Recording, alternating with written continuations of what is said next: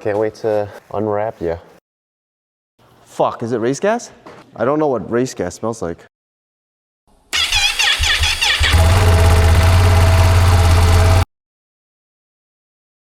Sunday morning. Okay.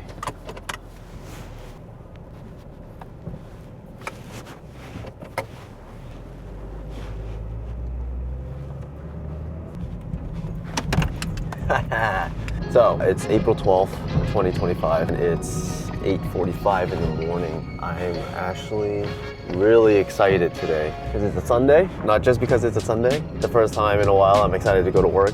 Well, that's every day. But we're going to be uncrating and building my 2025 Panigale V2 today. It got delivered 2 months ahead of schedule. The last week I've just been looking at it in the crate, not being able to do anything with it, realizing that I didn't have any time during the week to build it. Today was the only day out of the last week since it's arrived that I'm able to build it. So I'm pretty excited. I've never built a bike from a crate before, so I don't really know what to expect. Before you ask, no, the public can't buy bikes in a crate. They have to be assembled by the dealerships. I can buy one because I'm an employee. Unfortunately, the public can't buy crated motorcycles due to liability reasons. If you don't want to deal with that, just work in a dealership.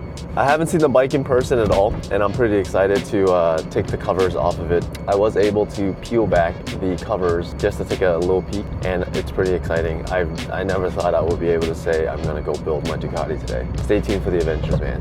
It's gonna be a good day. Look at it.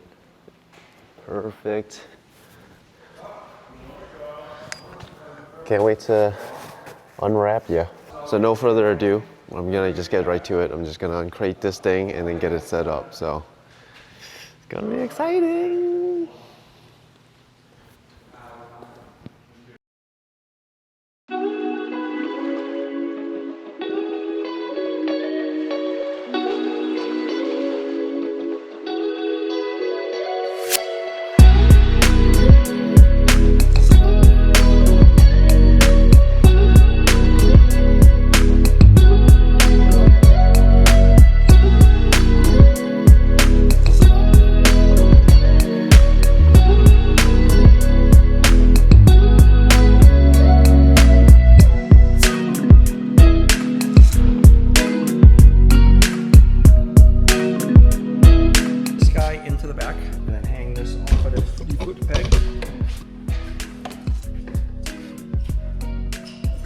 It's in. It's on. Are your keys together? My keys. If they are, separate them. Because when they're that close, you kind of can't hear either key talking.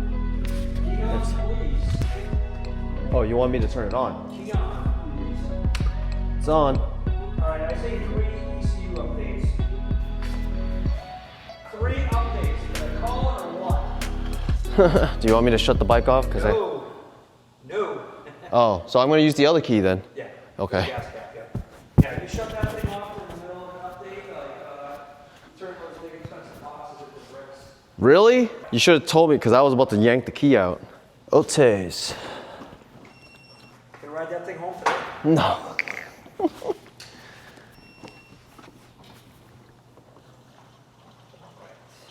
Is this race gas or pump gas? Does it smell like race gas? Fuck, is it race gas? No, I don't think so. I don't know what race gas smells like. You want to smell it? Off. Off? Keep the turn signal switch to the left, whatever. It's off now. Ooh, I can hear it shut off. Turn it back on. Leave it on because you got 2 more computers to update. Kind of right in time for the first service, no? So you're saying for the first 500 miles, I should just keep it low load? Like miles 0 to 75 or 80, you know, try not to go over 40% throttle, 50% throttle. Try not, you know, you can go rev it out to 6 or 7 once in a while, but try to keep the load kind of low and then just slowly increase it more and more and more. By the time you have like 500 miles on that thing, you should be getting to wide open throttle. Starting? Yep.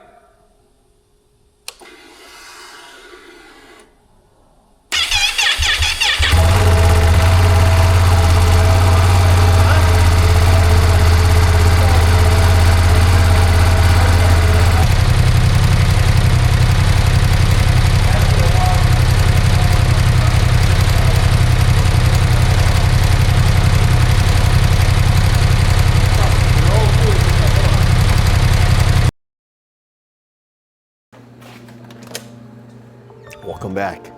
Day 2. The reason why it's day 2 is because I didn't anticipate day 1 to take so freaking long. It took me about 8 hours to complete the build of the Ducati from the crate, a lot more than I anticipated. I asked my Ducati Master Tech how long it usually takes him to finish one of these builds, and he goes, hour and 45 minutes, then another 3/4 of an hour to do these software updates, and I've been there for 8 hours. But big ups to all the service guys, man. I never really knew all that it took that goes into taking one of these out from the crates. I appreciate you guys for sure, and what you do. I'm gonna run down what we did yesterday. So we uncrated the bike. I pulled the panels off of it, checked every bolt to make sure it was tight from the factory. Some weren't, so that's a good check to always do. Torqued down the front and rear axle, cleaned the rear chain because of all that lithium grease that's on there from the factory because it flings everywhere and it was all over the wheels and stuff. So clean that, clean my front brake rotors, clean the rear rotor of all the contaminants on it so the pads can stick to it. Put on the mirrors, put on the license plate bracket, put in the battery. And we also did the software updates. There was about 5 software updates that needed to be done on the bike before I could ride it. My Ducati Master Tech had to take it out of transport mode because most of these come in transport mode. I never even knew that. But without further ado, ta-da! Look at this thing. Oh my goodness. Yeah, it looks good, man. It's a real good looking bike, I'm gonna say it. A lot of people have their opinions about the OEM exhausts and how far apart they are. It looks kind of weird. It does, but that's what they make aftermarket pipes for. I went with the base model. I didn't really think I needed the S, especially for the OEM Öhlins cartridge and the rear shock and just a lithium ion battery that it comes with. To be fair, I rode this thing around the parking lot for about 2 laps of the building and it's great. I can't wait to fully break this bike in and take it for a real ride. But from what I can see, I'm in love, man. I get it. I get why people enjoy Ducatis, even if there's a lot of hate on this bike for having a twin spar swing arm and down on power. But to me, I don't really know anybody out there who's riding this for the street, what this bike was made for, using the whole 155 horsepower that came on the previous gen V2 compared to this one that only comes in at 120. I think that's more than enough for the street, more than enough for the track to have a good time, more than enough for a lot of people, to be fair. But if you guys are wanting more power, there's always the super bikes. I had a 2015 R1 and that thing had 200 horsepower and it was so crazy for the streets. Granted, I never took it on the track, but on the street, and a lot of this bike yesterday was learning the electronics. I feel this probably is one of the most advanced bikes I've ever owned, plus the first Italian bike I've ever owned. I've only owned Yamahas, Hondas, and Kawasaki's. So mainly Japanese bikes that are really user-friendly and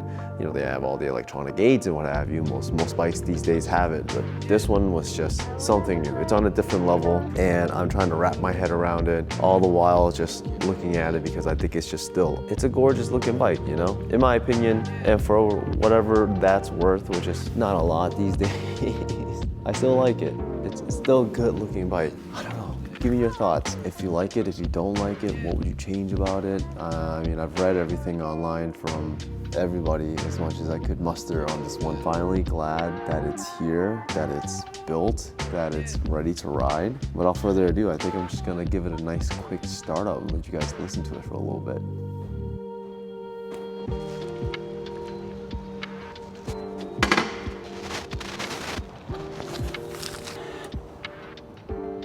Yeah, look at that.